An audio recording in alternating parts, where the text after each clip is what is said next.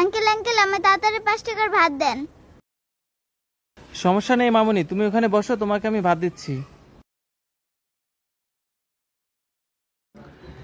এই রিয়াজ, ওরে 1 প্লেট ভাত দাও তো। আচ্ছা মহাজন, দিতেছি। যাক, তাড়াতাড়ি 1 প্লেট ভাত দিয়ে দিই।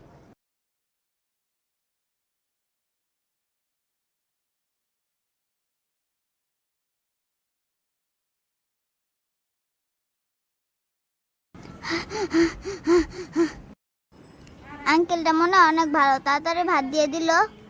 তাড়াতাড়ি করে পানি মিশিয়ে ভাতগুলো খেয়ে নিই।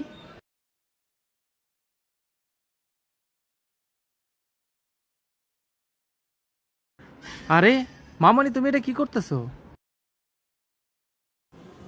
আঙ্কেল আমার কাছে তো তরকারি কেনার মতন টাকা নাই। সমস্যা নেই মামুনি, তোমার টাকা দিতে হবে না, তুমি তরকারিটা দিয়ে ভাত খাও।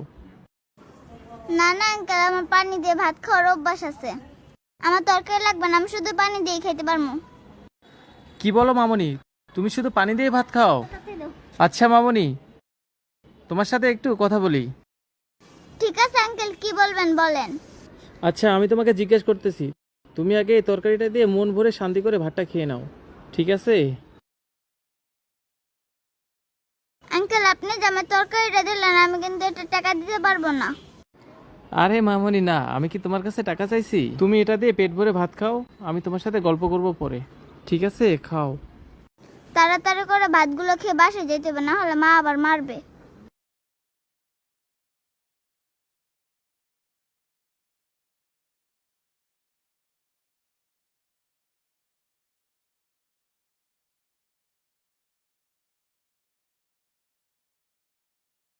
আরে মেয়েটা মনে হয় অনেকদিন ধরে না খেয়ে আছে, তা না হলে এমন করবে কেন? মামুনি সমস্যা নেই, আস্তে খাও, গলায় বাজবে। তোমার আর কিছু লাগলে আমাকে বলো, আমি তোমাকে দিতেছি। আজকে তোমার মনে যা চায় তুমি আজকে সব খেতে পারো, তোমার জন্য আজকে সব ফ্রি। না না আঙ্কেল, আর কিছু লাগবে না। আপনি যে মানে মুরগির মাংস দিয়ে ভাত খেতে দিয়েছেন, এটাই তো অনেক। আমি আল্লাহর কাছে দোয়া করি, আল্লাহ যেন আপনাকে সুস্থ রাখে।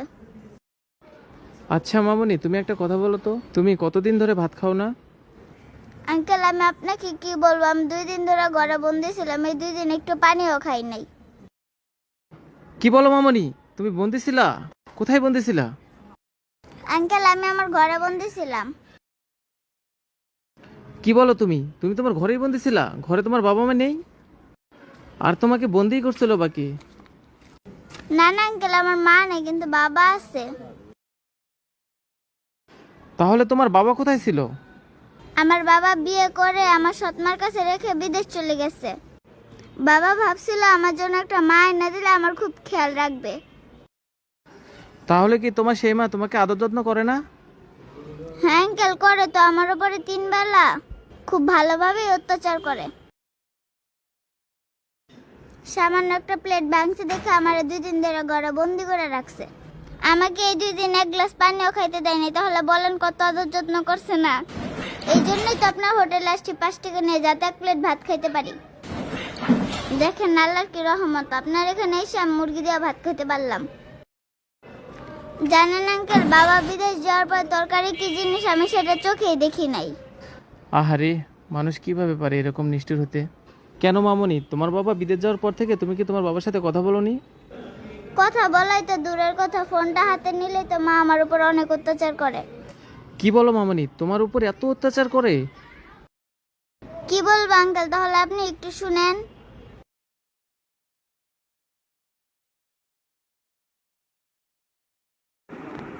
সোয়ানা, তোকে কখন না বলছি প্লেটগুলো পরিষ্কার করে নিয়ে, আমার অনেক ক্ষুধা লাগছে। আচ্ছা আম্মা, আমি এখনই যাইতাছি।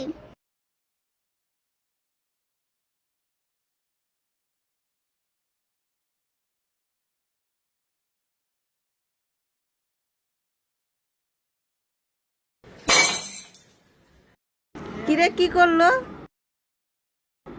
মনে হয় প্লেট ভাঙছে।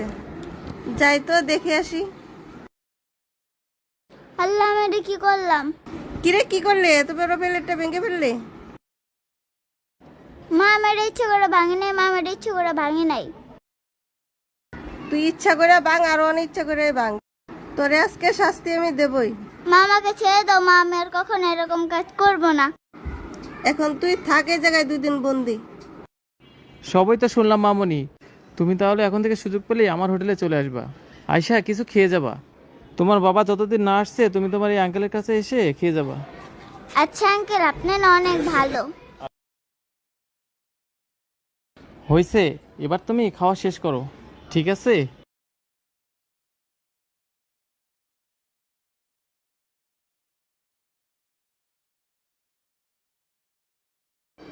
জানেন আঙ্কেল, আজকে না আমি মন ভরা খাইছি। আচ্ছা আঙ্কেল, এখন তাহলে আমি আসি। মা আমাকে খুঁজে না পাইলে আবার আমার উপর অত্যাচার শুরু করে দিব। আচ্ছা মামনি, তুমি তাহলে এখন যাও, তোমার যখন ক্ষুধা লাগবে তুমি তখন দৌড় দিয়ে এখানে চলে আসবা, ঠিক আছে? ঠিক আছে আঙ্কেল। সোহানার মতো মেয়ে এই সমাজে অনেকেই আছে যারা সৎমার কারণে অনেক অত্যাচারিত হয়। ভিডিওটি ভালো লাগলে লাইক, কমেন্ট এবং শেয়ার করে পাশে থাকবেন।